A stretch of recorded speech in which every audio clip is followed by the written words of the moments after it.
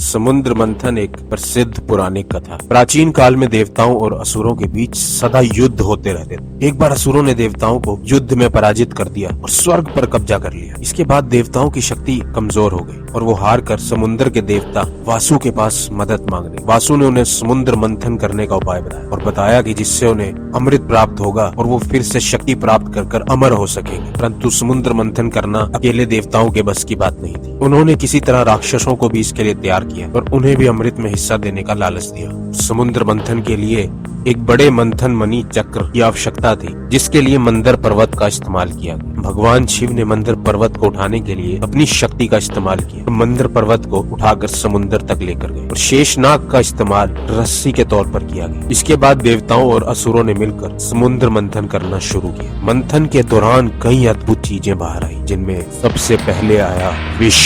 समुद्र मंथन के दौरान सबसे पहले हलाहल नामक विष निकला, जो पूरे ब्रह्मांड को नष्ट करने की क्षमता रखा। तब भगवान शिव ने इसे अपने गले में धारण किया और संपूर्ण ब्रह्मांड की रक्षा की, जिसके बाद उनका गला यानी कंठ नीला पड़ गया और वह नीलकंठ के नाम से प्रसिद्ध हुआ। इसके बाद मंथन से निकली कौस्तुभ मणि। यह मणि अमूल्य थी, इसे भगवान विष्णु ने धारण किया। इसके पश्चात कई प्रकार के रत्न भी समुद्र मंथन से निकले, जिन्हें देवताओं और असुरों ने आपस में बांट दिया। और अंत में मंथन से प्राप्त हुआ अमरता देने वाला रस अमृत। और इस अमृत को प्राप्त करने के लिए देवताओं और असुरों में संघर्ष हुआ। भगवान विष्णु ने मोहिनी का रूप धारण करके असुरों को छलते हुए देवताओं को अमृत पिला दिया और इस प्रकार समुद्र मंथन की घटना के माध्यम से देवताओं ने असुरों पर विजय प्राप्त और अमर होकर पुनः स्वर्ग में अपनी सत्ता स्थापित की। समुद्र मंथन न केवल एक दिव्य युद्ध का चित्रण है, बल्कि ये महत्वपूर्ण प्रतीक भी है, जो जीवन में संघर्ष और संयम की महत्ता को दर्शाता है।